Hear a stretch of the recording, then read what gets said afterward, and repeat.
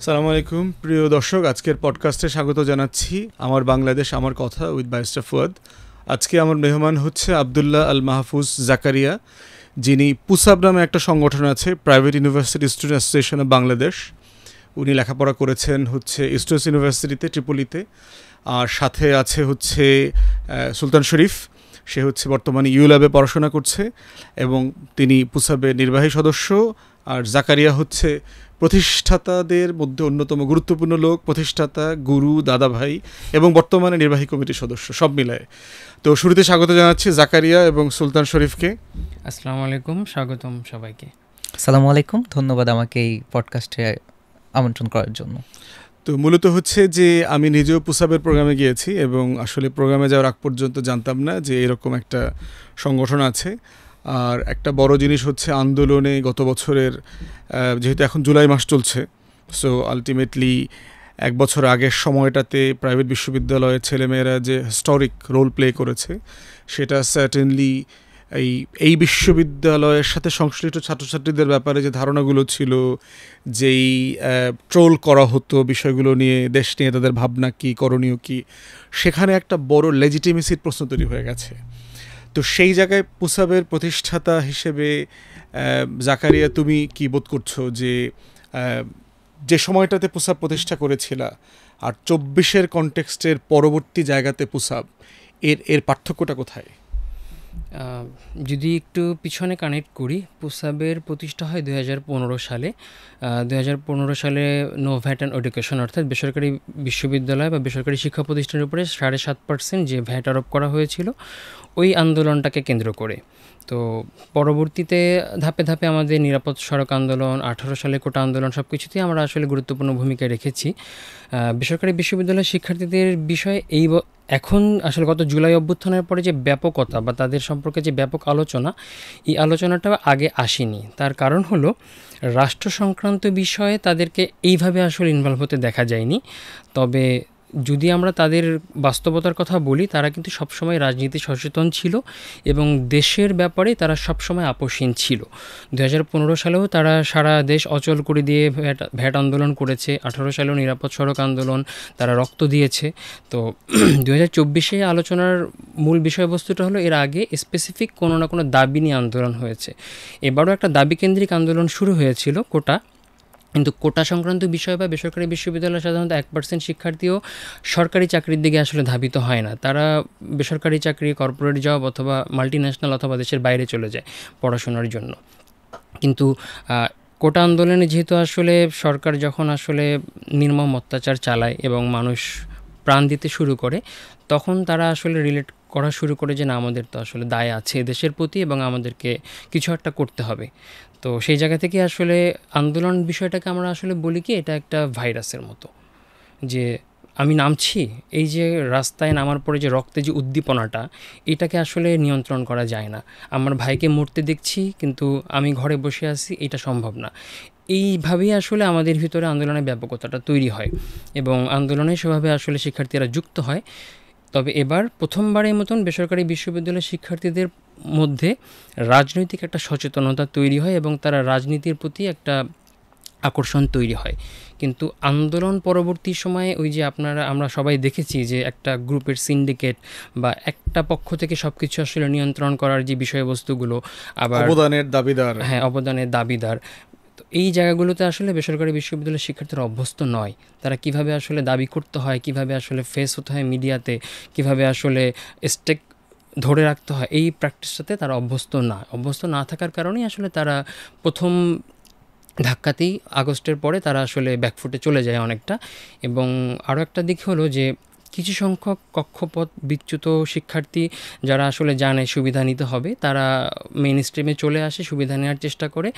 কিন্তু মূলত যারা একেবারেই সাধারণ শিক্ষার্থী, আন্দোলনের জন্য যারা আসলে নিজেদেরকে ঝুঁকির মধ্যে ফেলেছে, একটা কথা খুব প্রচলিত আছে, ফ্রন্টলাইনার। তো এই কথাটা যখন প্রসঙ্গ আসে, আমি তখন একটা কথা বলি, ফ্রন্টলাইনার আসলে কারা? যারা ফ্রন্টলাইনে ছিল তারা তো আসলে পরপারে চলে গিয়েছেন, তাহলে যারা বেঁচে আছেন তারা তো নিশ্চয়ই ফ্রন্টলাইনার না। ফ্রন্টলাইনার শব্দটা দিয়ে আসলে একটা বিভক্তি তৈরি করা হয়। তো আমরা চাই না এই বিভক্তিটা কখনো আসুক, কিন্তু এরপরেও চলে আসছে। এবং সাধারণ শিক্ষার্থীরা যারা আসলে পড়াশোনা এবং এই ধরনের জীবনযাপনে অভ্যস্ত, তারা যখন আসলে এই যে কাদা ছড়াছড়ির বিষয়গুলো দেখেছে, তারা আসলে আর জুলাইয়ের সাথে সম্পৃক্ত বিষয়গুলোতে নিজেদেরকে অন্তর্ভুক্ত করতে চায়নি। তারা তাদের স্বাভাবিক শিক্ষা জীবনে ফেরত গিয়েছে, তারা পড়াশোনা করছে, ক্লাস পরীক্ষা দিচ্ছে, টানা ক্লাস চলছে, 4 মাসের সেমিস্টার। সো তাদের আসলে এইখানে আর অন্তর্ভুক্তির সুযোগ হয়নি। তবে এটা রাষ্ট্রেরও দায় আছে। রাষ্ট্রের দায় এই শর্তে আছে, মিডিয়া বলি বা রাজনীতি যারা করছেন তারা সকলেই জানেন। আমাদের নভেম্বরে যে প্রোগ্রামে আপনি গিয়েছিলেন, সেখানেও দেখেছেন যে প্রত্যেকেই কিন্তু বেসরকারি বিশ্ববিদ্যালয়ের একটা গুরুত্বপূর্ণ অবদানের কথা বলেছে, যে তারা যদি শেষ মুহূর্তে অটল পাহাড়ের মতন দাঁড়িয়ে না যেত, হয়তো বা 5ই আগস্ট আমাদের জীবনে আসতো না।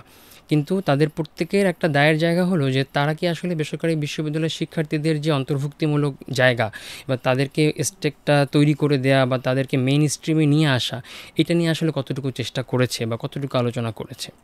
আমাদের দেশের একটা সংস্কৃতি আছে, আমরা তেলা মাথায় তেল দিতে পছন্দ করি। যে মাথায় তেল বেশি আছে, সেটা মিডিয়া বলি যাই বলি, ওখানেই আসলে তেল দিতে পছন্দ করি। কিন্তু এই প্র্যাকটিসটার কারণে আসলে এই আন্দোলনের সত্যিকার অর্থে কোনো উদ্দেশ্য ছাড়া যারা আসলে নিজের জীবন বিপন্ন করে দাঁড়িয়েছিল, তারা আসলে মেইন স্ট্রিম থেকে হারিয়ে গেছে। এখন তাদেরকে কিভাবে আসলে সুযোগ দেয়া যায়, এটাকে আসলে রাষ্ট্রকে নতুন করে ভাবতে হবে। কারণ একটা দেশ শুধুমাত্র রাজনীতিবিদরা চালাতে পারে না।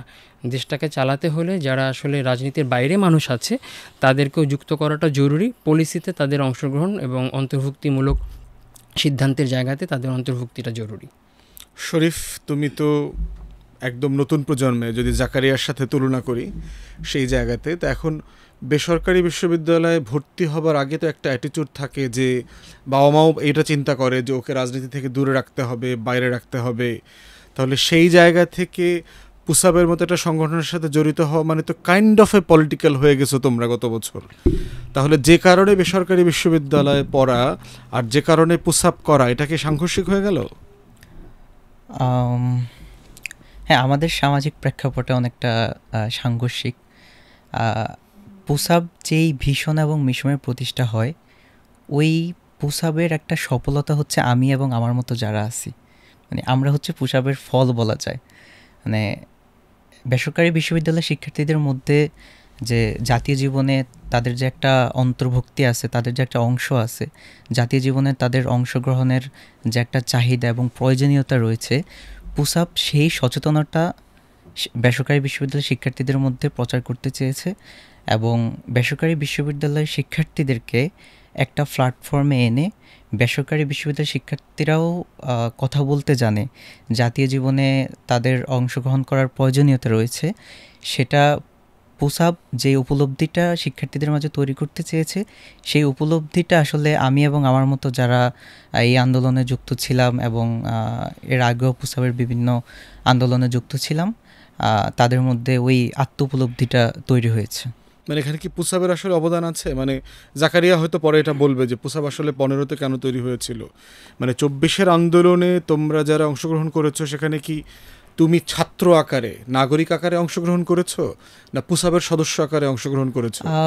বিষয়গুলো অ্যালাইন হয়ে গেছে। কিভাবে অ্যালাইন হয়েছে? আমি যখন একটা সচেতনতার জায়গা থেকে যে রাষ্ট্রে একটা বৈষম্য স্বীকার করতেছে আমাদেরকে, সে জায়গায় আমি প্রথমে তো আমি নাগরিক জায়গা থেকে সেই উপলব্ধিটা আমার মধ্যে জেগে উঠছে যে আমার এখানে প্রতিবাদ করা প্রয়োজন। বাট প্রতিবাদের জন্য যে দিক নির্দেশনা এবং প্রতিবাদের জন্য যে পথগুলোকে আমাকে অতিক্রম করতে হয়েছে, সেটা আমাকে পুসাব দেখাইছে। জাকারিয়া, তুমি যখন পুসাব করেছো, তোমরা কি কখনো, ধরো ভ্যাট বিরোধী আন্দোলনটা হয়তো তোমাদের সামনে ছিল তখন, কিন্তু তোমরা এরকম একটা ন্যাশনাল কজে নামবা অথবা তোমাদের ডাকে এরকম হাজার হাজার শিক্ষার্থীরা নামবে, এইটা কি তোমাদের প্ল্যানিং টাইমে যখন ফাউন্ডিং কাজ চলছে ওই সময় তোমরা ভেবেছো? জাতীয় পর্যায়ে আসলে এরকম আন্দোলন করে সরকার পতন ঘটাই দেবো, এটা আমাদের আসলে কখনোই ব্রেনে ছিল না। তবে আমাদের একটা আকাঙ্ক্ষার বা একটা ঘাটতির জায়গা ছিল। আমি যখন ইস্ট ওয়েস্ট বিশ্ববিদ্যালয়ের শিক্ষার্থী, বেসরকারি বিশ্ববিদ্যালয়ের শিক্ষার্থীরা আন্দোলনের সাথে সম্পৃক্ত আসলে সেভাবে কখনোই ছিল না, অথবা হতে চায় না বলেই তো ওইখানে গেছে। তো ইস্ট ওয়েস্ট বিশ্ববিদ্যালয়ে যখন শিক্ষার্থী, আমি আমার বিশ্ববিদ্যালয়ের বিরুদ্ধে 2013 সাল থেকে 15 সাল পর্যন্ত অনেকগুলো আন্দোলন প্রতিষ্ঠা করি। আমাদের পার্মানেন্ট ক্যাম্পাসে শিফট হওয়ার পরে অনেকগুলো অবকাঠামোগত সমস্যা নিয়ে। তো সেই যখন আন্দোলনগুলো করি, আমার একদম ফাইনাল এক্সামের ফাইনাল সেমিস্টারের 6 দিন আগে আমাকে বিশ্ববিদ্যালয় কর্তৃপক্ষ পার্মানেন্টলি বহিষ্কার করে ছাত্র আন্দোলনে নেতৃত্ব দেওয়ার অভিযোগে। ইন দ্যাট মোমেন্ট আমি আসলে খুব সাফার করি। আমি হাইকোর্টে যাই, আমি রিট পিটিশন করি, আমি অনেক জায়গায় দৌড়াই, অনেকের কাছে রিকোয়েস্ট করি, যেহেতু তখন আওয়ামী লীগের একদম সুবর্ণ সময়। তো আওয়ামী লীগের পার্টি অফিস থেকে শুরু করে বড় বড় নেতা, আমাদের বিশ্ববিদ্যালয়ের বোর্ড অফ ট্রাস্টিজ সবাই আসলে তাদের লোকজন। তো আমি তখন দেখেছি না তাদের কাছে আমি গুরুত্বটা পাচ্ছি না, এবং অনেকগুলা প্রগতিশীল ছাত্র সংগঠনও তখন আমার হয়ে ফাইট করার চেষ্টা করে, কিন্তু আসলে শেষ পর্যন্ত আমরা হেরে যাই। আমাকে আরও 1 বছর অন্য একটা বিশ্ববিদ্যালয়ে গিয়ে আমার গ্র্যাজুয়েশন কমপ্লিট করতে হয়। কিন্তু স্ট্রেসটা তুমি তোমার ডিগ্রি শেষ করতে পারো না? আমার 3 ক্রেডিট বাকি ছিল, সেটা আমি আসলে হাইকোর্টে অনুমতি সাপেক্ষে আমার ট্রান্সক্রিপ্ট অন্য বিশ্ববিদ্যালয়ে ক্রেডিট ট্রান্সফার। বৈষম্য বিরোধী আন্দোলন তখনই শুরু হওয়ার কথা ছিল, এটার জন্য 24 পর্যন্ত অপেক্ষা করতে হয়েছে। তো এই যে জায়গাটা, তখন কিন্তু আমার জন্য আমার বন্ধুবান্ধবরা বা যারা পরিচিত অনেকেই আছেন, তারা ঢাকা বিশ্ববিদ্যালয়ের ডাকসুতে সংবাদ সম্মেলন করেছে, প্রেস ক্লাবের সামনে মানববন্ধন করেছে, স্টেজের সামনে মানববন্ধন করেছে, কিন্তু এই যে সোশ্যাল ইম্প্যাক্টটা, বেশ কিছু পত্রিকায় নিউজও হয়েছে, কিন্তু সোশ্যাল ইম্প্যাক্টটা তৈরি হয়নি বা আকর্ষণটা তৈরি হয়নি। কেন?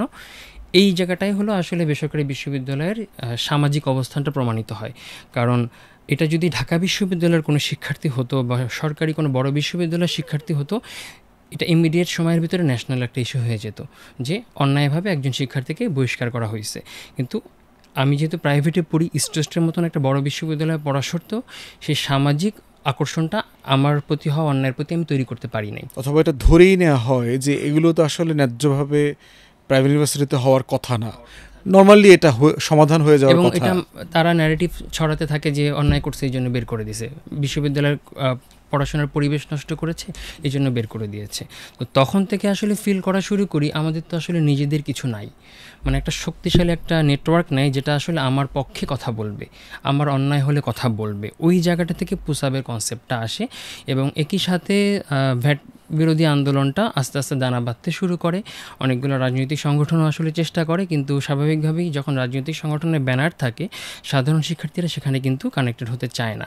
তো তখন আমি আসলে আমার যেহেতু একটা পরিচিতি তৈরি হয়ে গিয়েছে সবগুলো বিশ্ববিদ্যালয়ে, আমি সবগুলো বিশ্ববিদ্যালয়ে যাই, ঢাকার বিশ্ববিদ্যালয়গুলোতে আমার ফ্রেন্ডরা ছিল, জুনিয়ররা ছিল, যেহেতু ক্লাব করতাম, অনেক অ্যাক্টিভিটিস করতাম। তাহলে বাংলাদেশের কনটেক্সটে আসলে তুমি তো ঠিক উল্টা কাজটা করছো। আমি উল্টা কাজটা নরমালি যেটা হওয়ার কথা ছিল যে টিচারদের কাছে বাবা মা এনে ক্ষমা টমা চেয়ে আর জীবনে কোনোদিন রাজনীতি করব না এইরকম করে টোরে, মানে মুচলেখা দেয় না, মুচলেখা দিয়ে টিয়ে আবার কোর্সে ফিরে আসা। আমি সেটার জন্য শেষ পর্যন্ত রাজি হয়েছিলাম, কিন্তু আমার আব্বা, উনি একজন শিক্ষক, উনি জাতীয় পর্যায়ের একজন সম্মানিত শিক্ষক, তাকেও বলা হয়েছে যে আপনার ছেলেকে রাখলে তো আমার বিশ্ববিদ্যালয়ে চালাতে পারবো না, আপনার ছেলের কথায় ক্লাস বন্ধ হয়, আপনার ছেলের কথায় ক্লাস চালু হয়। তো তখন মাথায় ট্রিগার করে যে না, আব্বাকে এখানে এসে আমি অসম্মানিত করব না। তো একেবারে যে আসলে শুধু ডাক দিলাম চলে আসলো, ব্যাপারটা ওইরকম না। ওই চাহিদাটা তৈরি করার জন্য সারা ঢাকাতেই আমাকে ঘুরতে হয়েছে।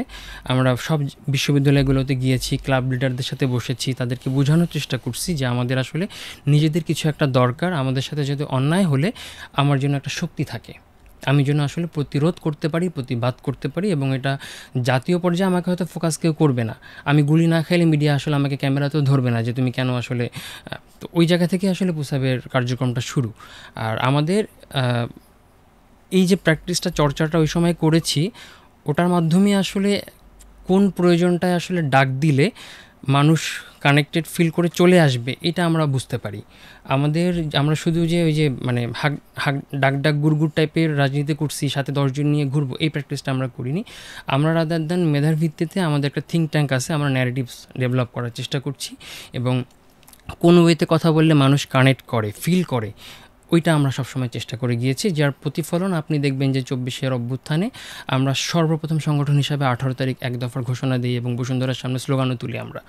বিকাল 3:30টার দিকে বসুন্ধরার সামনে 1 দফার স্লোগান ওঠে, কারণ আমরা তখন রিলেট করতে পারি যে এটা আসলে এতগুলো মানুষের মৃত্যুর পরে শেখ হাসিনার চেয়ারে থেকে আসলে এই আন্দোলন সমাপ্ত করা সম্ভব না।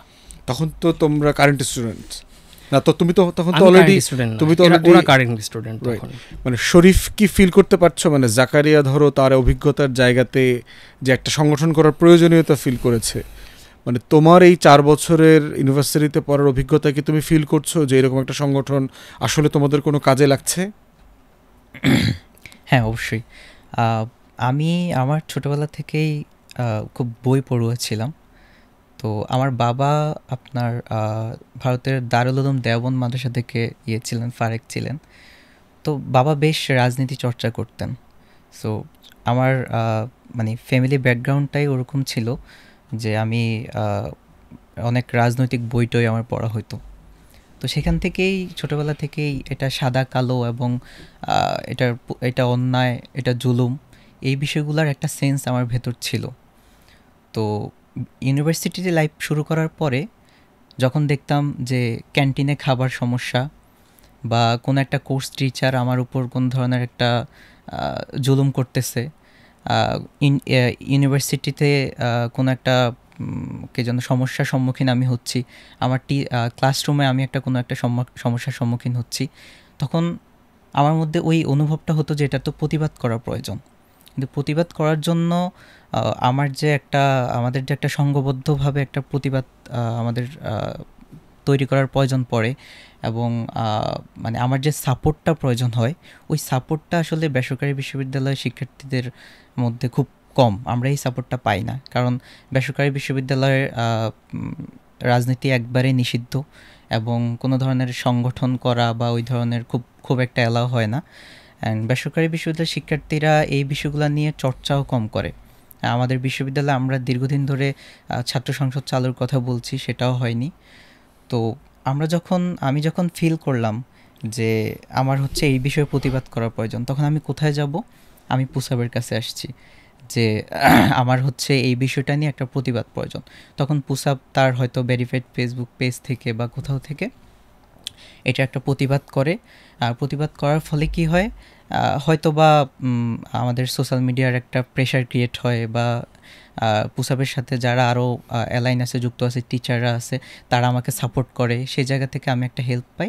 এভাবে পুসাবের সাথে আমার একটা কানেক্টিভিটি তৈরি হয়, আমি একটা সাপোর্ট পাই এবং আমরা আসলে বুঝতে পারি যে বেসরকারি বিশ্ববিদ্যালয়ের শিক্ষার্থীদের সাথে যে অন্যায়গুলো হয় সেগুলোর জন্য আমরা খুব বেশি জাতীয়ভাবে মিডিয়ার সাপোর্টও পাবো না।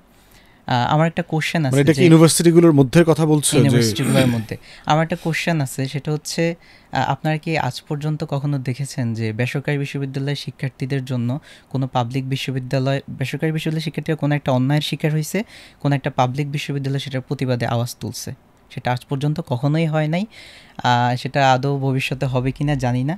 সো মানে এই যে মেয়েদের উপরে হ্যারাসমেন্ট, ধর্ষণের ঘটনায় তো সারা বাংলাদেশেই তো এগুলোর প্রতিবাদ হয় বিভিন্ন ক্যাম্পাসে। হ্যাঁ, হয়তো কম, হয়তো সংখ্যা অনেক কম। কিছুদিন আগে আমাদের একজন বেসরকারি বিশ্ববিদ্যালয়ের স্টুডেন্ট মারা যায়, পারভেজ।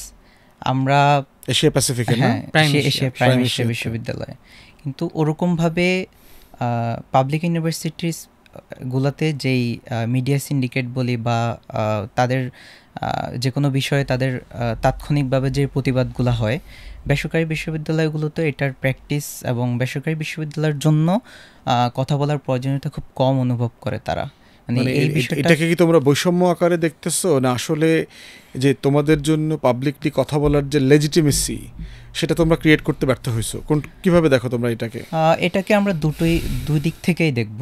এক হচ্ছে বেসরকারি বিশ্ববিদ্যালয়ের শিক্ষার্থীদেরকেও ওই সিস্টেমের ভেতরে দমিয়ে রাখা হয়েছে, তারা তাদের কথাগুলো ওরকমভাবে বলতে পারে নাই। আর দ্বিতীয়ত হচ্ছে আমাদের সামাজিক প্রেক্ষাপটে অন্য বিশ্ববিদ্যালয় বলি বা রাজনৈতিক দল বলি, সবাই হয়তো ভাবে যে মানে বেসরকারি বিশ্ববিদ্যালয়ের তো ওখানে তো তেমন একটা রাজনীতি নাই আমাদের, তো তাদের জন্য আসলে কথা বলে আমাদের রাজনীতি আমরা দাঁড় করাতে পারবো না। আগ্রহের একটা ব্যাপার আছে না জাকারিয়া, যে ধরো প্রাইভেট ইউনিভার্সিটিতে মানে ছেলেমেয়েরা পড়তেই যাচ্ছে যে আমি হ্যাসল ফ্রি থাকবো, পলিটিক্সের বাইরে থাকবো, রাষ্ট্র রাজনীতির বাইরে থাকবো, আমি আমার মতো একটা সেলফ সেন্টার জীবনযাপন করব, কিন্তু ওই জায়গা থেকে আবার আমি বিপদে পড়লে যেন আমার জন্য অন্যরা কথা বলে, এই এক্সপেকটেশনটা কন্ট্রাডিক্টরি না?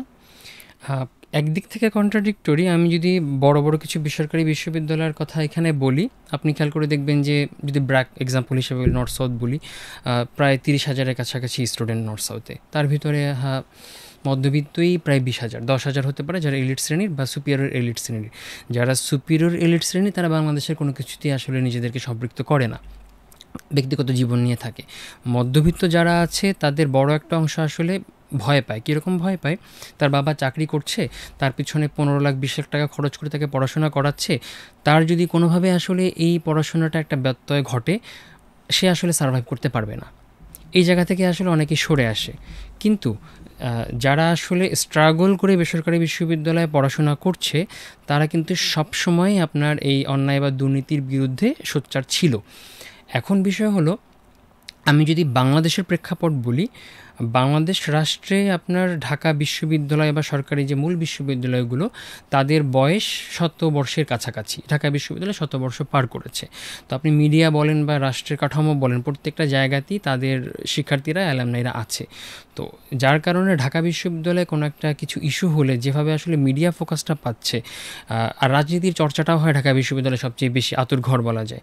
তো ওই যে ফোকাসটা পাচ্ছে, একটা প্রাইভেট ইউনিভার্সিটি সেম ফোকাসটা পাচ্ছে না। যদি এক্সাম্পল দিয়ে বলি, কুয়েটের ঘটনার ঠিক পরপরই একটা ঘটনা ঘটেছে ইউনাইটেড ইন্টারন্যাশনাল ইউনিভার্সিটিতে, এবং ইউআইইউর শিক্ষার্থীরা গত 20 দিন হয়ে গেছে ইউআইইউতে সম্পূর্ণ কার্যক্রম বন্ধ আছে। তারা আন্দোলনের ঠিক পরপর রিফর্ম আন্দোলন শুরু করে, সেটাকে আসলে যে কোনোভাবে হোক দমন পীড়ন করে, কারণ বেসরকারি বিশ্ববিদ্যালয়ের মালিকপক্ষ, আমরা বলি এটা হচ্ছে আরেকটা স্বৈরাচার। কারণ তারা এখানে যেহেতু শিক্ষার্থীদের পক্ষ থেকে কেউ নাই, তো তারা তাকে যখন ইচ্ছা তখন বের করে দিতে পারে, যখন ইচ্ছা তাকে রাস্ট্রিকেট করতে পারে, যা খুশি তাই করতে পারে, এটা বলার কেউ নাই। আর ইউজিসি এখানে আসলে একটা নখদন্তহীন সংস্থা হিসেবে ভূমিকা পালন করে। ইউজিসির ঘাড়ে বেসরকারি বিশ্ববিদ্যালয় আসলে বোঝার উপরে শাকের আটি আর কি, এরকম একটা অবস্থা যে দায় থেকে দায়িত্ব পালন করছি।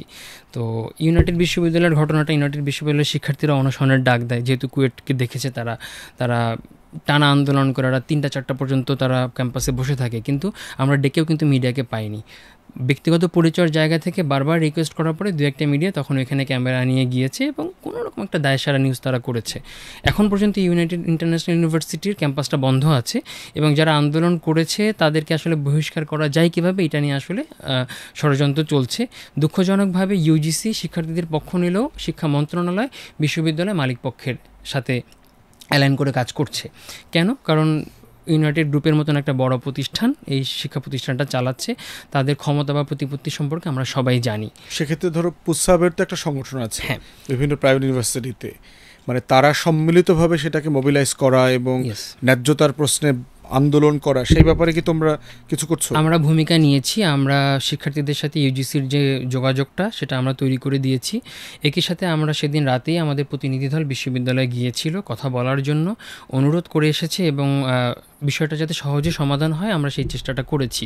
কিন্তু সংগঠন হিসাবে আমি একটা প্রেশার তৈরি করব, সেই প্রেশারটাকে আসলে একটা মানে নেশন ওয়াইড অথবা সিটি ওয়াইড একটা প্রেশার তৈরি করতে গেলে আসলে রাষ্ট্রপক্ষের সমর্থন প্রয়োজন হয়। এখানে একপাক্ষিকভাবে এটা আসলে পুসাবের মতন একটা সংগঠনের পক্ষে ডিফিকাল্ট, কারণ আমি যদি আসলে অন্য সবাইকে ডাক দিয়ে বলি তোমরা ইউআইইউর সামনে চলে আসো, ঘেরাও দিয়ে বসে থাকো, তখন আমার নামে আসবে যে আমি মব তৈরি করছি, আমি শিক্ষা প্রতিষ্ঠান অস্থিতিশীল করছি।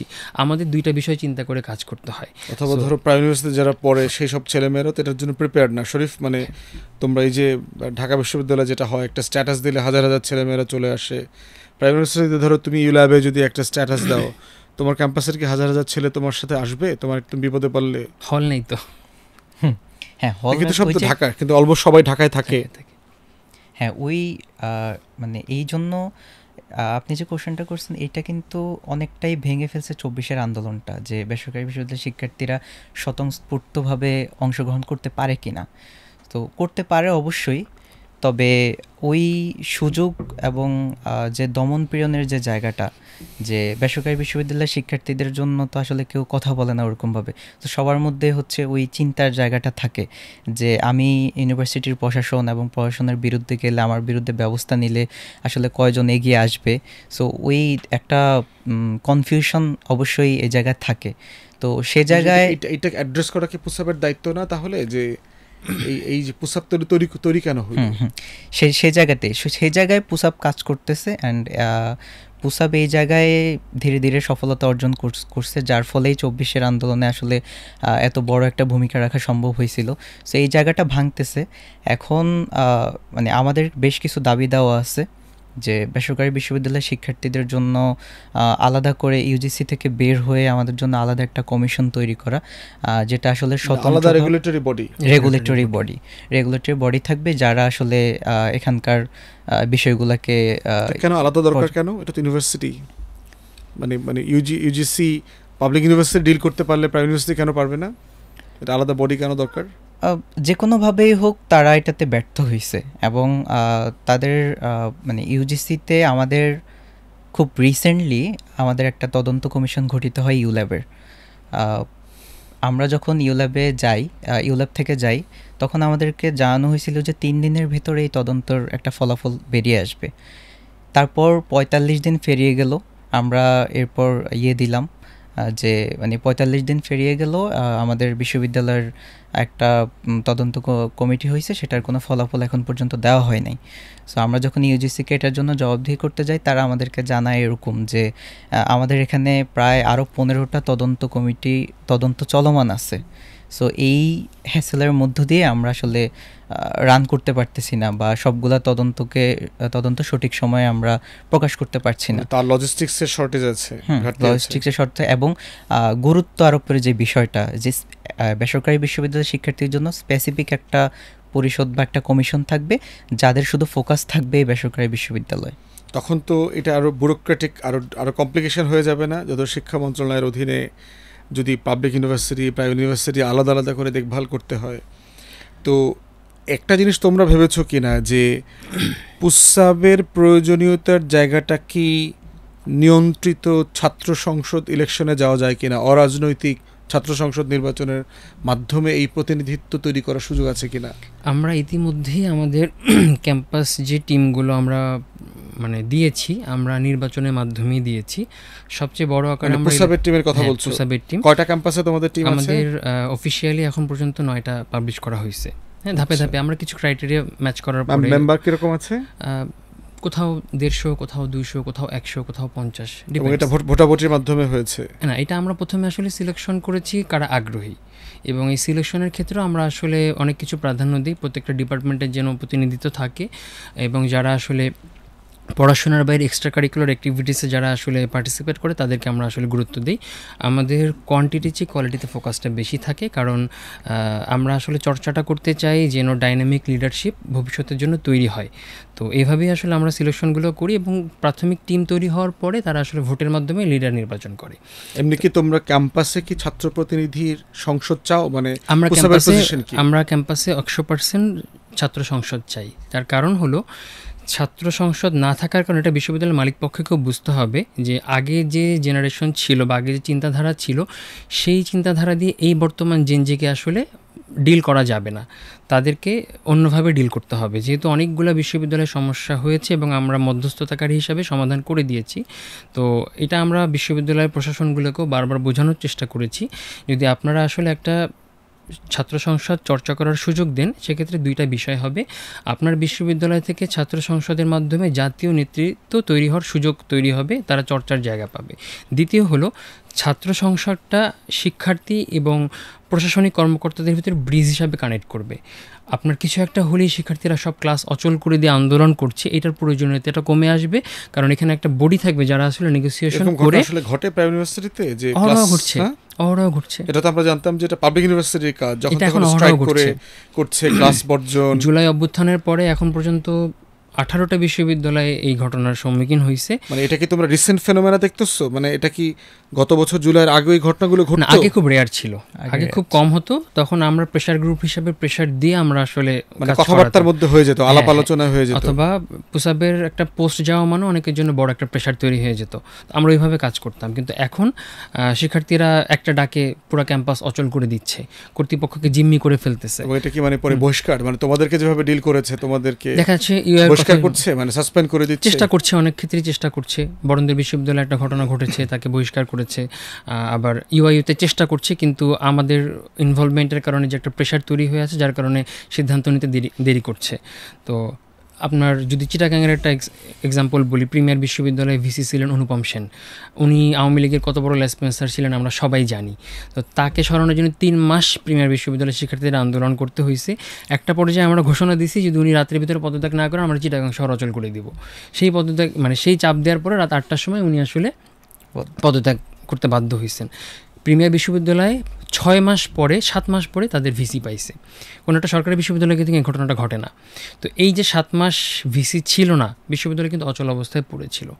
তো এই জায়গাগুলো থেকে আমরা আসলে আন্দোলনের মাধ্যমে সমাধানের চেয়ে আলোচনার মাধ্যমে সমাধানের জায়গাটাকে গুরুত্ব দিতে চাচ্ছি। নতুনটা কি ভাবছে শরীফ? মানে তোমরা যখন আসছো, ধরো হুটহাট করে তো এগুলো হয়নি, আন্দোলন হইতো না। তো 24-এর পরে কি তোমরা আসলে বিশ্ববিদ্যালয়ের পরিবেশ নষ্ট করে ফেলছো? তোমাদের বাবা মা, প্রশাসন, প্রত্যাশা, নিরিবিলি পড়বার, মানে আগে যেটা ছিল যে পাবলিক ইউনিভার্সিটি মানে হচ্ছে ক্যাওয়াস, হট্টগোল, ক্যাম্পাস বন্ধ, মারামারি, তোমরা কি আসলে প্রাইভেট ইউনিভার্সিটিগুলোকে ক্যাওটিক করে ফেলতেছো কিনা? প্রথমত আমরা তো পরিবর্তনের জন্যই লড়াইটা করেছিলাম। তো আমার মনে হয়েছে, আমার যেটা পর্যবেক্ষণ সেটা মনে হচ্ছে যে আমাদের যে এই প্রজন্ম বা এখন জুলাই পরবর্তী সময়ে আমাদের মাঝে যে যে দাসত্ব এবং মেনে নেওয়ার যে প্রবণতা ছিল, ওই মেনে নেওয়ার প্রবণতা থেকে এই প্রজন্ম এবং আমাদের বিশ্ববিদ্যালয়ের শিক্ষার্থীরা বের হয়ে আসছে। এখন মানে শেখ হাসিনার মতো এত বড় একটা স্বৈরাচার সরে আসার পরে এবং পুলিশের সামনে পুলিশ গুলি করতেছে, সেখানে দাঁড়ানোর পর এবং নিজের মৃত্যুকে জয় করে আসার পর আপনি যখন ক্যাম্পাসে ফিরতেছেন, ক্যাম্পাসে ফিরে দেখতেছেন যে শেখ হাসিনার মতো ছোটোখাটো একটা স্বৈরাচারী তন্ত্র তো আমাদের ক্যাম্পাসেও বিদ্যমান। তো এটার বিরুদ্ধে তো আমার কথা বলতে হবে। মানে ব্যাপারটা কি নতুন করে বিদ্যমান না পুরাতন আমলেও বিদ্যমান ছিল, তোমাদের শুধু চোখ খুলে গেছে? হ্যাঁ, পুরাতন আমলেও বিদ্যমান ছিল, কিন্তু তখন হয়তো এই পরিবেশটা ছিল না কথা বলার, বা মানে এই সাহসটা হয়তো ছিল না, বা এতটা সংঘবদ্ধ হয়তো আমরা ছিলাম না। কিন্তু পরবর্তী সময়ে এখন এসে আমরা অনুভব করতে পারছি যে অতীতের যে কোনো সময় হচ্ছে আমরা সংঘবদ্ধ এবং সচেতন। তো এখন আমাদের কথা বলার সুযোগ আসছে, আমাদের সাথে যে অন্যায়গুলো হতো, সো এটা আমাদেরকে বলতে হবে। এবং একটা বিষয় আমাদের মাথায় সবসময় আমরা জানতাম যে প্রাইভেট ইউনিভার্সিটির ছেলেমেয়েরা পলিটিক্স তো পছন্দই করে না, এই আলাপ আলোচনা তর্ক দেশে কি হচ্ছে না হচ্ছে, এটা কি তোমার অভিজ্ঞতায় গত বছরের জুনের আগের বাস্তবতার এবং এখন বাস্তবতাতে কি খুব দৃশ্যমান পরিবর্তন দেখতে পাচ্ছ? অবশ্যই দৃশ্যমান পরিবর্তন আছে। আমার ইউনিভার্সিটির কথাই যদি আমি বলি, আমার ইউনিভার্সিটিতে বেশ কিছু সংস্কার প্রয়োজন ছিল। তো সেখানে আমরা এই জুলাই পরবর্তী সময়ে আমরা প্রথম দিকে আমরা 5 আগস্টের পরে যেটা হয়েছে যে চারদিকে মব কালচার, সংখ্যালঘুদের ইস্যুগুলা, বিভিন্ন ইস্যুগুলাতে বেসরকারি বিশ্ববিদ্যালয়ের শিক্ষার্থীরা সবসময় খুব সচেতনভাবে সব বিষয়গুলো ডিল করে। এবং আমরা শুরুতে প্রশাসনে যারা আছে এবং আমাদের অথরিটি যারা আছে তাদের সাথে দফায় দফায় বৈঠক করি যে আমাদের এই পরিবর্তনগুলোর প্রয়োজন, আমাদের অডিটোরিয়াম লাগবে, আমাদের ক্যাম্পাসে এই ফ্যাসিলিটিসগুলো আমাদের প্রয়োজন। যখন দেখা যাচ্ছে যে আমাদের সাথে অথরিটি একটা নেগোসিয়েশনের জায়গায় এসে আমাদের দাবি দাওয়াগুলা মোটামুটি মোটা দাগে মেনে নিচ্ছে, তখন বিষয়টা শান্তিপূর্ণভাবেই সলভ হচ্ছে। কিন্তু যখন দেখা যাচ্ছে যে কোথাও একটা কনফ্লিক্ট তৈরি হচ্ছে এবং আশা দিয়েও সেই দাবিগুলো বাস্তবায়ন হচ্ছে না, যেটা জাকারিয়া ভাই বললো ইউনাইটেডে যেটা হয়েছে, আমাদের ইউনিভার্সিটিতেও এরকম একটা পরিস্থিতি তৈরি হয়। তো এক পর্যায়ে গিয়ে দেখা যায় যে রাতের বেলা আন্দোলন শুরু হয়, সন্ধ্যাবেলা রাতের বেলা শিক্ষকদেরকে আটকে রেখে দাবি দেওয়া আদায়ের জন্য একটা চেষ্টা তৈরি হয়। এর পরবর্তীতে আমরা যখন রিয়েলাইজ করলাম যে এই মব কালচার বা এই যে মানে বিশ্ববিদ্যালয়ের পরিবেশ নষ্ট হওয়া, এইটা আসলে করতে দেওয়া যাবে না, তখন আমরা আবার ইউনিভার্সিটির অথরিটির সাথে বসি, তাদের সাথে বসে ওই বিষয়টা সলিউশন করি। তো এই যে ব্যাপারগুলা আমার মনে হয় মানে আমরা জুলাই পূর্ববর্তী সময়ে যে একটা অবস্থা ছিল সেই অবস্থা থেকে এখন আসলে বিশ্ববিদ্যালয়ের পরিবেশ বলি এবং শিক্ষার্থীদের সচেতনতা বলি, তাদের কথা বলার যে একটা স্পৃহা, এই সব কিছু আসলে পরিবর্তন হয়েছে অনেক। জাকারিয়া, তোমার সময় থেকে পুসাবকে যেভাবে দেখেছো আর 24-এর যে পুসাব, এই জায়গাতে কি তোমরা বোধ করছো যে বাংলাদেশের রাজনীতি, রাষ্ট্রে বেসরকারি বিশ্ববিদ্যালয়ের ছেলেমেয়েদের একটা স্টেক তৈরি হয়েছে, একটা মালিকানার প্রশ্ন তৈরি হয়েছে যে এটা আমারও দেশ, আমি কোথায় পড়ছি এটা গুরুত্বপূর্ণ না, কিন্তু এখানে আমারও সে আছে? আমি যদি জুলাইয়ের আগের কথা বলি, রাজনীতি সচেতনতা সবসময় ছিল, কিন্তু জুলাইয়ের পরে আসলে বেসরকারি বিশ্ববিদ্যালয়ের বিষয়ের উপর শিক্ষার্থী প্রাণ দিয়েছে, কয়েক হাজার আহত হয়েছে। আপনি চিন্তা করে দেখেন, ব্র্যাক বা নর্থ সাউথ এরকম একটা বিশ্ববিদ্যালয়, শিক্ষার্থী যে আসলে সমাজের একটা এলিট শ্রেণীকে আসলে রিপ্রেজেন্ট করছে, সুদর্শন 20 বছরের একটা টকবগে যুবক, যে আসলে দেশের জন্য আন্দোলন করতে গিয়ে তার চোখ হারিয়েছে, তার হাত পা হারিয়েছে, তার জীবনটা কিন্তু অন্ধকার। মানে এটা আপনি যেভাবেই দেখেন না কেন, যারা আসলে একটু নিম্নবিত্ত শ্রেণীর, তারা এগুলো একটু সহজভাবে অ্যাকসেপ্ট করে নেয়, কিন্তু যারা আসলে এই ধরনের আমাদের শ্রেণীর, তারা কিন্তু এই বিষয়গুলো নিয়ে অনেক মানসিক ট্রমার ভিতরে চলে যায়, হতাশ হয়ে যায়। তো এই ঘটনাগুলো যখন ঘটেছে, ওই ছেলেটাকে আমি পাশে নিয়ে বসে ক্লাস করছি বা তার সাথে আমি চলাচল করছি, আমি কিন্তু তার ভিতরে ভাবনাগুলো দেখতে পাচ্ছি। সে বলছে যে আমি যে দেশের জন্য আসলে আমার এই টকবগে যৌবন এবং আমার যে ভবিষ্যৎটাকে কম্প্রোমাইজ করলাম, সেই দেশ আমার কথা তো শুনে চলছে না, সেই দেশের পরিবর্তনগুলো আমার মতন করে হচ্ছে না, স্বপ্নভঙ্গের বাস্তবতা তৈরি হয়েছে। স্বপ্নভঙ্গের বাস্তবতা তৈরি হয়েছে। এখানে যে আসলে দুইটা ফ্যাক্ট তৈরি হয়েছে, কেউ কেউ এটাকে মিস ইউজ করছে। যেমন কিছু রাজনৈতিক দল আছে যারা জানে যে মানুষের একটা আকাঙ্ক্ষা বারবার করে, আপনিও খেয়াল করে দেখবেন 5ই আগস্টের পরে পুসাব কোথায়, বেসরকারি বিশ্ববিদ্যালয়ের শিক্ষার্থীরা কোথায়, উপদেষ্টায় তো সব বেসরকারি কোনো প্রতিনিধি নেই, এই কথাগুলো কিন্তু অনেকবার উঠে আসছে। তারা কি করছে, এইটাকে আসলে একটা রাজনৈতিক কি বলবো এজেন্ডা হিসাবে তৈরি করে নিয়েছে, এবং তারা কিছু শিক্ষার্থীকে নিজেদের সাথে যুক্ত করেছে, কিন্তু তারা আসলে পুতুল হিসাবে আছে, যে তোমাদেরকে আমি একটা বন্দোবস্ত করে দিচ্ছি, তোমাদেরকে একটা ললিপপ ধরাই দিচ্ছি, ললিপপটা খাও, ঠান্ডা থাকো।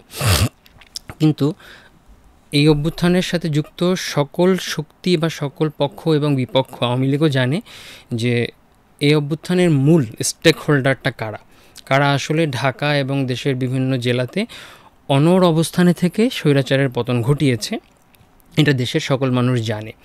তো এই যে শক্তিটা, বিশাল সংখ্যক শক্তি, যারা আসলে কোনো রাজনৈতিক আকাঙ্ক্ষা নিয়ে এই অভ্যুত্থানে যুক্ত হয়নি, তাদের আসলে আমি কতটুকু মানে ক্ষমতায়ন করতে পারছি বা তাদের আকাঙ্ক্ষা পূরণ কতটুকু করতে পারছি। আমাদের অভ্যুত্থানের পরবর্তী সময়ে রাজনৈতিক বলি বা বৈষম্য বিরোধী বলি, প্রত্যেকেই একটা ভুলই করেছে, সেটা হলো তারা তাদের অভ্যুত্থানের মূল যে শক্তিটা ছিল, অর্থাৎ বেসরকারি বিশ্ববিদ্যালয় শিক্ষার্থীরা, যাদের দেখা থেকে আসলে সমাজের অন্যান্য অফিস করা মানুষ বা কর্পোরেট মানুষ, স্কুল কলেজের শিক্ষার্থীরা নেমে আসছিল, তাদের সাথে দূরত্ব তৈরি করে ফেলেছে। এর ফলে কিন্তু ক্ষতিও হয়েছে। ক্ষতিটা কি হয়েছে, এই যে মূল শক্তিটা, এই মূল শক্তিটা যখন তাদের থেকে বিচ্ছিন্ন হয়ে গেছে, বিচ্যুত হয়ে গেছে, তারা কিন্তু মানে শক্তি হারিয়েছে। একটা বিতর্ক তো আছে যে মানে যেই 19 তারিখের পরে তো পাবলিক বিশ্ববিদ্যালয়গুলো যখন ভ্যাকেট করে দিল, তখন তো আসলে আন্দোলনটা 19 তারিখ 17 তারিখ রাতে পাবলিক বিশ্ববিদ্যালয় আন্দোলনটা তো আলটিমেটলি প্রাইম ইউনিভার্সিটির ছেলেমেয়েরাই সারা দেশে কন্টিনিউ করেছে। কিন্তু যখন স্টেকের প্রশ্ন আসছে, অবদানের প্রশ্ন আসছে, তখন তাদেরকে স্টেক দেওয়া হয় নাই অথবা হচ্ছে না। তখন একটা কথা বলা হচ্ছে, আমরা অনেক তর্ক বিতর্ক অনেক সেশনে এগুলো বলেছি, তখন বলছে আসলে 6-5 তারিখের পরে বেসরকারি বিশ্ববিদ্যালয়ের সেরকম কোনো পরিচিত ফেস তো ছিল না যাকে আমরা আসলে সবার সামনে রিপ্রেজেন্ট করব। এইটা আসলে একটা বাজে কথা। কেন বাজে কথা, আমি নামগুলো বললেও সমস্যা নেই, হাসনাত বলেন, সার্জিস বলেন বা যারাই ছিল, 5 তারিখের আগে কতজন তাদেরকে চিনত? খুব বেশি মানুষ কিন্তু চিনত না। তারা যখন ডিবি অফিসে অত্যাচারিত হচ্ছে, একই সাথে কিন্তু শতাধিকের উপর বেসরকারি বিশ্ববিদ্যালয়ের শিক্ষার্থী একই ডিবি অফিসেই টর্চার্ড হয়েছে। আমাদের পুসাবের অন্যতম ফাউন্ডারের মিনু একই ডিবি অফিসেই টর্চার হয়েছে, 4 তলার 5 তলায়। তাকেও প্রচণ্ড মানসিক শারীরিক নির্যাতন করেছে। হ্যাঁ, তাকে দিয়েও ভিডিও স্টেটমেন্ট তৈরি করিয়েছে যে আমরা আন্দোলন বন্ধ করে দেবো, আমরা সেটা প্রচার করিনি। এবং তো অত্যাচার সবাই হয়েছে। প্রচার না করাটা কি মানে আসলে কৌশলগত কারণে? এটা কৌশলগত কারণ আমাদের কাছে ইন্টেলিজেন্সের রিপোর্ট ছিল একজন ডিআইজির মারফতে একজন সাংবাদিকের কাছে, যে এদেরকে বের করলে শ্যুট করে দেওয়ার নির্দেশ আছে। আপনি খেয়াল করলে দেখবেন যে আওয়ামী লীগের অফিসিয়াল পেজ থেকে পুসাবকে নিয়ে একটা পোস্ট যায়, স্টেটমেন্টও দেওয়া হ্যাঁ, হয়েছে। এবং জুনায়েদ আহমেদ পলক, তারপরে আরাফাত, ওনারাও সেম স্টেটমেন্টটা শেয়ার করে, এবং পরবর্তীতে ডিবিসি নিউজ এটা একই স্টেটমেন্টটা আসলে পড়ে নিউজ তৈরি করে। এরপরে আমাদের জীবন কোনো এক প্রকার বিপন্ন হয়ে যায়, কারণ আমাদের অত মানে তুলে নিয়ে যাব, কেউ তো চিনে না আমাদেরকে, ডিবি অফিসে তুলে নিয়ে যাব, তারপর একটা মিডিয়া স্টেটমেন্ট দেবো, আন্দোলন বন্ধ হয়ে যাবে, ওই ধরনের কোনো প্ল্যান আমাদের নিয়ে ছিল না, আমাদের ডিরেক্ট শ্যুট করার অর্ডার ছিল। তো আমরা যদি আসলে তাকে অ্যারেস্ট করছে এটা যদি আসলে প্রচার করি এবং বাধ্য হয় যে আমাদের পেজে পোস্ট যায়, তার তো জীবনের নিরাপত্তা নষ্ট হবে। সো আমরা এই জন্য এমন একটা স্ট্র্যাটেজি নিয়েছি যে আসলে আমাদেরকেও ধরা পড়েছে এটাই প্রকাশ হবে না। শরীফ, কি মনে করতেছো যে তোমার মধ্যে কি একটা ফ্রাস্ট্রেশন কাজ করতেছে, অথবা তোমাদের মধ্যে, তোমাদের জেনারেশন যারা এখন পুসাবের সাথে কাজ করছো, প্রাইভেট ইউনিভার্সিটিতে পড়ছো, যে আমরা 24-এর আন্দোলনে রোল প্লে করবার পরেও আমাদেরকে নাই করে দেওয়া হয়েছে, আমাদের অবদানের স্বীকৃতি নাই, অথবা সাফিসিয়েন্টলি রিপ্রেজেন্টেশন নাই, এটা কি তোমাদের ভিতরে একটা কমন ফিলিংস আছে? হ্যাঁ, এটা তো অবশ্যই, মানে আমাদেরকে বলা হচ্ছে বা আমরা বলছি যে আমরা আসলে কোনো কিছু পাওয়ার জন্য আন্দোলনটা করি নাই। তো তার মানে তো এটা নয় যে আমাদেরকে আসলে কোথাও কোনো অংশগ্রহণের সুযোগ দেওয়া হবে না। তো সেই জায়গা থেকে অবশ্যই ফ্রাস্ট্রেশন কাজ করে, হতাশা কাজ করে। সে জায়গাটাও কাজ করতো না যদি আমরা দেখতাম যে আমাদের যে দাবি দাওয়াগুলো আছে, আমরা যে সংস্কার প্রস্তাবনাগুলো সরকারের কাছে রেখেছি, সেই প্রস্তাবনাগুলোকে যদি গুরুত্ব সহকারে দেখা হতো এবং আমাদের যে দাবি দাওয়াগুলো ছিল সেগুলো যদি কার্যকর করার জন্য পদক্ষেপ নেওয়া হতো, সেটা হলেও মানে নিজেদেরকে সান্ত্বনা দেওয়া যেত যে ঠিক আছে, মানে আমাদের হয়ে যারা প্রতিনিধিত্ব করছে তারা আমাদের হয়ে কথা বলতেছে। সো আমাদের একে তো হচ্ছে আমাদেরকে অংশগ্রহণের সুযোগই দেওয়া হয় নাই, তার সাথে আমাদের যে দাবি দাওয়াগুলো আছে সেগুলো বাস্তবায়ন করা হচ্ছে না। ফিউচারে তোমাদেরকে কোনো আন্দোলনে অংশগ্রহণ করবার জন্য কি মানে নেতিবাচকভাবে কাজ করবে, যে কোনো ন্যাশনাল কল আসলেও তোমরা মাঠে নামবা না, এরকম ব্যাপারটা? হ্যাঁ, এটা হয়েছিল 2018-তে যখন আমরা কোটা সংস্কার আন্দোলনের সাথে সংযুক্ত হই বেসরকারি বিশ্ববিদ্যালয়ের শিক্ষার্থীরা, যে আমাদের রাশেদ ভাই, নূর ভাইরা যখন মাঠটার খেয়ে মাঠ আউট হয়ে যায়, তখন বেসরকারি বিশ্ববিদ্যালয়ের শিক্ষার্থীরা স্বতঃস্ফূর্তভাবে ওই আন্দোলনে নেমে আসে। তো এর পরবর্তী সময়ে তখনই একটা মাইনাস করা হয় এবং বেসরকারি বিশ্ববিদ্যালয়ের শিক্ষার্থীদের এত ব্যাপক সংখ্যায় অবদান থাকার পরেও তাদেরকে তাদের যে প্রাপ্য, শুধুমাত্র একটা সংবাদ সম্মেলনে বসে এতটুকু পর্যন্ত বলা যে এই আন্দোলনে বেসরকারি বিশ্ববিদ্যালয়ের শিক্ষার্থীদের এই অবদানগুলো আছে, সেটাও যখন করা হয় না, তখন বেসরকারি বিশ্ববিদ্যালয়ের শিক্ষার্থীদের তখন যারা আন্দোলন করলো আমরা তাদের কাছে শুনতে পাই এবং তারা আমাদের কাছে হতাশা প্রকাশ করে এখন অবধি যে মানে তারা আমাদেরকে এভাবে মাইনাস করে। অ্যান্ড পরবর্তী সময়ে আমরা আসলে পাবলিক বিশ্ববিদ্যালয়ের ডাক দিলে ওরকম আন্দোলনে আমরা বলতাম যে ওদের আন্দোলন ওরাই করুক, আমরা যাব না। এই একটা মানসিকতা তৈরি হয়। এটা যদি প্রাইভেট ইউনিভার্সিটির একটা ফিলিংস হয়, তাহলে সেক্ষেত্রে জাতীয় বিশ্ববিদ্যালয় এবং মাদ্রাসার যারা ছেলেরা হিস্টোরিক রোল প্লে করেছে এবং শতাধিক মাদ্রাসার ছাত্র শিক্ষকরা শহীদ হয়েছেন, তাহলে তাদের ভিতরে এই ফিলিংসটা তো আসলে আরো অলমোস্ট মানে আরো বেশি হওয়ার কথা, কারণ তারা তো সমাজের আরো প্রান্তিক জায়গা থেকে এসেছে। এই আন্দোলনের বঞ্চিত সমাজের ভিতরে আবার নিরবিচ্ছিন্ন যোগাযোগ আছে। তো আমাদের সাথে আলেম সমাজ বলেন, জাতীয় বিশ্ববিদ্যালয় বলেন, তাদের সাথে নিরবিচ্ছিন্ন যোগাযোগ আছে। প্রাইভেট ইউনিভার্সিটিতে কি মাদ্রাসার ছেলে মেয়েরা পড়ে? হ্যাঁ হ্যাঁ হ্যাঁ, আমি নিজেই তো মাদ্রাসায় পড়াশোনা করেছি। আচ্ছা, তো অসংখ্য শিক্ষার্থী আছে যারা মাদ্রাসা থেকে পড়াশোনা করেছে এবং বেসরকারি বিশ্ববিদ্যালয়ে এসে পড়াশোনা শেষ করছে। আচ্ছা, আমরা পডকাস্টের প্রায় শেষের দিকে খুবই শর্ট এক কথায় কিছু প্রশ্ন করব। জাকারিয়া, বেসরকারি বিশ্ববিদ্যালয় মানে কি শুধু ধনীদের ছেলেমেয়েরা পড়বে? এটা একেবারে ভুল কথা। অনেক কৃষকের ছেলে জমি বিক্রি করেও বেসরকারি বিশ্ববিদ্যালয়ে পড়ে, শুধুমাত্র একটা ভালো প্রতিষ্ঠান থেকে যেন সে পড়াশোনাটা শেষ করতে পারে। শরীফ, ফি নির্ধারণে কি তোমাদের মতামত নেওয়া উচিত, না শুধু যারা কর্পোরেট আছে বিশ্ববিদ্যালয়ের মালিক আছে তারা চাপিয়ে দেবে এটা? না, এক্ষেত্রে আমাদের পিইউ অ্যাক্ট 2010 এখানে শিক্ষার্থী প্রতিনিধিদের মতামত নেওয়ার কথা বলে, যেটা কার্যকর ভূমিকা আমরা দেখি না, অবশ্যই নেওয়া উচিত। শিক্ষকদের মূল্যায়নের ক্ষেত্রে কি তোমাদের আসলে মতামত থাকে প্রাইভেট বিশ্ববিদ্যালয়ে? একটা নামকাওয়াস্থ ইভ্যালুয়েশন আছে কিছু কিছু বিশ্ববিদ্যালয়ে, কিন্তু ওইটা আবার ইভ্যালুয়েশন শিটে যদি কেউ নেগেটিভ মার্কিং করে তার জন্য আবার শিক্ষার্থীদেরকে হয়রানিও হতে হয় এবং গ্রেড শিট আটকিয়ে রাখার মতন ঘটনাও আছে। মর্যাদার ক্ষেত্রে শরীফ কি সরকারি বিশ্ববিদ্যালয়, পাবলিক ইউনিভার্সিটি কি বেশি মর্যাদাবান কি মনে হয়, অথবা তোমরা কি মনে করো যে তোমাদের সম্মান একটু কম প্রাইভেট ইউনিভার্সিটিতে পড়ার কারণে? এটা তো সোশ্যাল রিকগনিশনটা কীরকম? এটা তো শুধু সোশ্যালি না, এটা সরকারিভাবেও স্বীকৃত। আমাদেরকে ওইভাবে ওই সুযোগটা দেওয়া হয় না, মর্যাদাটাও দেওয়া হয় না। আমার একটু দ্বিমত আছে। যারা টপ ইউনিভার্সিটিগুলো যারা খুব ভালো করছে এবং আন্তর্জাতিক মানের পড়াশোনা বা শিক্ষা ব্যবস্থা প্রোভাইড করছে, তাদের কর্পোরেট গ্রহণযোগ্যতা মাল্টিন্যাশনালে কিংবা বহির্বিশ্বে গ্রহণযোগ্যতা অনেক বৃদ্ধি পেয়েছে। সরকারি চাকরির হিসাবটা আলাদা, এখানে মেধার প্রকাশের জায়গাটা কম, রাদার দেন এখানে আসলে তোষণতন্ত্র, আমলাতন্ত্র, ওই জন্য ওইটা নিয়ে আসলে ওই জায়গাটা ভিন্ন সামাজিকভাবে।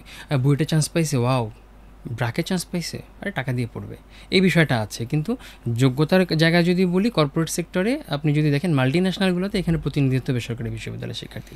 রাজনীতির ব্যাপারে পুসাব যেটা বলছে যে ছাত্র সংসদ নির্বাচন হওয়া দরকার, তাহলে একটা পর্যায়ে এখানে শিক্ষক রাজনীতিও যোগ হবে, কর্মকর্তা কর্মচারী রাজনীতিও যোগ হবে, মানে এটা করি কি তাহলে আসলে আর বেসরকারি বিশ্ববিদ্যালয়ে থাকার কোনো প্রয়োজন আছে?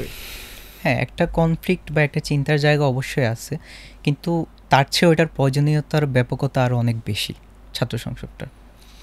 নামে না থাকলেও রাজনীতি তো বিশ্ববিদ্যালয়ে আছে, শিক্ষকদের দলাদলি আছে, সিন্ডিকেট আছে।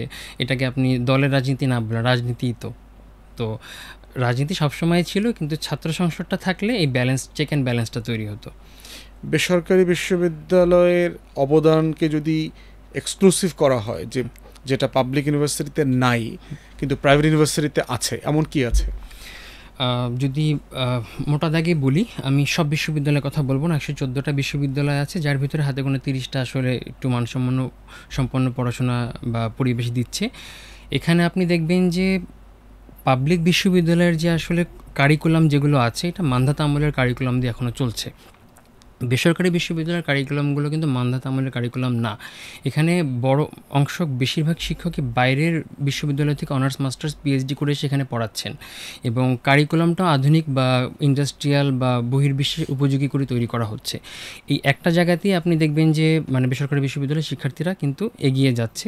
আর একটা বিষয় হলো নির্দিষ্ট সময়ের ভিতরে গ্র্যাজুয়েশনটা সম্পন্ন করা। পাবলিক বিশ্ববিদ্যালয়ের শিক্ষার্থী ভর্তি হওয়ার পরে জানে না আসলে সে 5 বছরে বেরোবে না 7 বছরে বেরোবে। তার একই সাথে সহপাঠী যার সাথে আসলে ইন্টার জীবন থেকে প্রেম করেছে, দেখা যাচ্ছে সে বসে আছে আর আমার এখন পড়াশোনা শেষ হয়নি, বিয়ে কাকে করব। তাহলে কি মানে এরপর থেকে রিলেশনশিপের ব্যাপারে প্রাইভেট ইউনিভার্সিটি অ্যাক্টের একটা প্রভিশন করে দেওয়া দরকার? ডেফিনেটলি, কারণ বেসরকারি বিশ্ববিদ্যালয়ের শিক্ষার্থীদের রিলেশনের সাকসেসের হারটা আবার বেশি, যেহেতু একই সাথে বের হতে পারছে, সময় নষ্ট হচ্ছে না, বয়স নষ্ট হচ্ছে না। কিন্তু ওখানে প্রেম করার সময় তো আবার বেশি পাওয়া যাচ্ছে। প্রেম করার সময় ক্যাম্পাসে তো সারাদিনই থাকতে হচ্ছে, ক্লাস করতে করতেই এটা হয়ে যাচ্ছে কম বেশি। মোটা দাগে আসলে বলতে চাচ্ছি যে আপনি অনেক নিজেও ইন্টারভিউর দিকে খেয়াল করলে দেখবেন পাবলিক ইউনিভার্সিটির অনেক শিক্ষার্থী প্যান্টের সাথে জুতা কোনটা পরবে, শার্ট কোনটা ম্যাচ করবে স্টিল জানে না। কিন্তু প্রাইভেটের এই শিক্ষার্থীদের ফার্স্ট সেমিস্টার থেকে আসলে প্র্যাকটিস করে করে 4th সেমিস্টার বা লাস্ট ইয়ার পার করতে হচ্ছে। তো ইন্টারভিউ বা প্রেজেন্টেশনটা তার জন্য আসলে নতুন কিছু না, সেটা গ্র্যাজুয়েশন শেষ করতে গেলে কয়েক শত প্রেজেন্টেশন সে আসলে কমপ্লিট করে তারপরে গ্র্যাজুয়েশন শেষ করছে। পার্থক্য তো তৈরি হচ্ছে। প্রাইভেট ইউনিভার্সিটিতে কি ছাত্র শিক্ষক রাজনীতি না দিয়ে মানে এই বিশাল ছাত্র সমাজকে কি আসলে দেশ বিমুখ করে ফেলছে? হ্যাঁ, অবশ্যই তাদেরকে মানে কথা বলার এবং জাতীয় রাজনীতি, জাতীয় জীবনে যে তাদের অংশগ্রহণ, সেটাকে বাধাগ্রস্ত করতেছে। পুসাব কি আগামী দিনের রাজনীতির পরিগঠনে কোনো ঐতিহাসিক ভূমিকা পালন করতে পারবে বলে তোমরা মনে করছো? পুসাব একটা নির্দিষ্ট ভিশন মিশন গোল নিয়ে এই মুহূর্তে কাজ করছে। আমরা 10 বছর আগে প্রতিষ্ঠিত হলেও আমাদের আসলে ব্যাপকভাবে কাজ করার সুযোগ কখনো হয়নি, যেটা এবার আসলে হয়েছে। তো আমরা আসলে খুব নির্দিষ্ট জায়গায় ফোকাস দিয়ে কাজ করছি। রাজনীতির কথা যদি বলি, পুসাব রাজনীতি সচেতন প্রেশার গ্রুপ হিসাবে কাজ করবে। যেহেতু এই দেশটা আমি ছাড়তে রাজি নই। আমি যে দেশটার জন্য ত্যাগ স্বীকার করেছি, সেই দেশটার জন্য আমরা যেমনটা চেয়েছি বা আমাদের সাধারণ মানুষ যেমনটা চায় সেইভাবেই যেন পরিচালিত হয়। এটার জন্য আমাদের যুদ্ধ বা আমাদের সংগ্রাম অব্যাহত থাকবে। কিন্তু একই সাথে আমরা যেহেতু এই আন্দোলনের পরেই বুঝতে পেরেছি যে আমাদের শিক্ষার্থীরা লিডারশিপের কিছু ঘাটতির কারণে আসলে পিছিয়ে গিয়েছে। তো এই লিডারশিপটা গ্রো করার জন্য আমাদের নেটওয়ার্কটা যেন আরও শক্তিশালী হয়, সেই জায়গাগুলোতে ফোকাস করে আমরা কাজ করছি। আমরা বেশ কিছু আন্তর্জাতিক সংগঠন এর সাথে যুক্ত হয়েছি যেন আমাদের ইয়ুথ ডেভেলপমেন্ট বা লিডারশিপ ডেভেলপমেন্টগুলো যেন আমাদের প্রপারলি হয়। 5 বছর পরে যেন বেসরকারি বিশ্ববিদ্যালয়ের একটা শিক্ষার্থী জাতীয় রাজনীতিতে সরাসরি প্রত্যক্ষ ভূমিকা রাখার সুযোগ পায়। একই সাথে সকল রাজনৈতিক দলের প্রতি আমাদের আসলে একটা মেসেজ আছে, সেটা হলো আপনারা পলিসি মেকিংয়ের জায়গাগুলোতে দলের বাইরে গিয়েও বেসরকারি বিশ্ববিদ্যালয়ে মেধাবী শিক্ষার্থীদেরকে অন্তর্ভুক্ত করলে আপনার একটা পরিবর্তনের সূচনা হবে। কারণ থট প্রসেসটা পাবলিক, প্রাইভেট, মাদ্রাসা প্রত্যেকেরই কিন্তু আলাদা। তো রাষ্ট্র পরিচালনার জন্য প্রত্যেকের থট প্রসেসটাই আসলে গুরুত্বপূর্ণ। এই জায়গাটাতে আমরা ফোকাস করার চেষ্টা করছি। শরীফ, প্রাইভেট ইউনিভার্সিটি বলি আর পাবলিক ইউনিভার্সিটি বলি, জাতীয় বিশ্ববিদ্যালয়, মাদ্রাসা বলি, দিন শেষে তো আমরা সবাই আসলে বাংলাদেশি। এই দেশের স্বার্থ, এই দেশের কল্যাণের জন্য কাজ করা। তো এই যে আবার ছোট ছোট ডাইকোটমিতে যে দূরত্ব তৈরি হচ্ছে, এটা আমরা অ্যাড্রেস করবো কিভাবে? পুসাবের জায়গা থেকে তুমি কিভাবে দেখো? যখন আমি একটু জুলাইতে ফিরে যাই, এই যে আমাদের অভিযোগ ছিল, হতাশা ছিল, কিন্তু যখন আমরা দেখলাম যে পাবলিক ইউনিভার্সিটিতে মেয়েদের গায়ে হাত মানে আন্দোলনে মেয়েদের গায়ে হাত তোলা হলো এবং ওই টাইমটাতে হচ্ছে আবু সাইদকে গুলি করে মেরে ফেলা হলো, তখন আমরা আর মানে ওই সবাই মানে অটোমেটিক্যালি আমরা কানেক্টেড হয়ে যাই, সবাই বাংলাদেশি হয়ে গেছে। হ্যাঁ, সবাই তখন বাংলাদেশি হয়ে যায়। এখন আমাদের মধ্যে কোনো ধরনের বিভক্তি আর তখন কাজ করছিল না। তখন আমাদের একটাই দাবি যে এটার বিচার আমাদের, উই ওয়ান্ট জাস্টিস, আমাদেরকে এটার বিচার নিয়ে আসতে হবে। সো বেসরকারি বিশ্ববিদ্যালয়ের শিক্ষার্থীদেরকে যদি, এবং মাদ্রাসা বলি এবং ন্যাশনাল বলি, সবাইকে যদি আমরা অ্যাড্রেস করতে চাই, সেক্ষেত্রে সবার আসলে সমান অংশগ্রহণ, যে ইনক্লুসিভ বাংলাদেশের কথা আমরা বলছি, সবাইকে আসলে সমান সুযোগ করে দিতে হবে। সবার জন্য কেউ যদি তার জায়গাটা মানে ওভাবে না পায়, তাহলে যারা এগিয়ে গেছে তাদের দায়িত্ব হলো পেছনে যারা পড়ে গেছে তাদেরকে সামনে নিয়ে আসা। সো এইটার দায়িত্ব আসলে জাতীয় জীবনে যারা এখন পলিসি মেকিং থেকে শুরু করে সব কিছুতে ভূমিকা রাখছে, তাদের এই জায়গায় অনেক দায়িত্ব আছে। আমরা পডকাস্ট শেষ করতে হচ্ছে আজকে। জাকারিয়া, শরীফ, তোমাদের দুজনকে ধন্যবাদ। একটা বিষয় একটু অন্তর্ভুক্ত করতে চাই, এটা আসলে না বললেই হচ্ছে না, কথা বলতে বলতে বিষয়টা চলে আসে। আমি যদি আমাদের রাষ্ট্র ব্যবস্থার কথা বলি, আমাদের রাষ্ট্র ব্যবস্থা বা সরকার প্রতি বছর শত শত কোটি টাকা ব্যয় করছে শুধুমাত্র বেকার তৈরির জন্য। আপনারই একটা মানে বক্তব্যকে কোট করে আমি বলি, বাংলাদেশের বেকার তৈরির কারখানাগুলো হলো জাতীয় বিশ্ববিদ্যালয়ের আন্ডারে থাকা কলেজগুলো, হ্যাঁ, এবং ডিগ্রি কলেজগুলো। এবং এই ডিগ্রি কলেজ এবং জাতীয় বিশ্ববিদ্যালয়ের আন্ডারে থাকা কলেজগুলোর পিছনে সরকার বেতন, অবকাঠামো ব্যয় ইত্যাদি ইত্যাদি মিলায় বছরে হাজার হাজার কোটি টাকা খরচ করছে। বেসরকারি বিশ্ববিদ্যালয়ের পিছনে সরকারের খরচ কিন্তু নাই। উল্টো বেসরকারি বিশ্ববিদ্যালয়ের আয়ের উপরে 15% ট্যাক্স আরোপ করা আছে, যে বেসরকারি বিশ্ববিদ্যালয় তার আয় থেকে 15% সরকারকে দিচ্ছে। তো আমি আসলে কি চাচ্ছি? আমাকে আসলে সরকারকে আসলে এটা নির্ধারণ করতে হবে, আমি কি বেকার তৈরির জন্য আসলে অর্থ খরচ করব, নাকি আমি আসলে প্রোডাক্টিভ গ্রাজুয়েট যারা আসলে দেশকে নেতৃত্ব দিতে পারবে, যেখানে আসলে উন্নত শিক্ষার পরিবেশ তৈরি হচ্ছে, তাদের শিক্ষা ব্যয়টা কমানোর জন্য আসলে আমি একটু খরচ করব। জাতীয় বিশ্ববিদ্যালয়ের পেছনে খরচ করার আমি কোনো অর্থ দেখি না।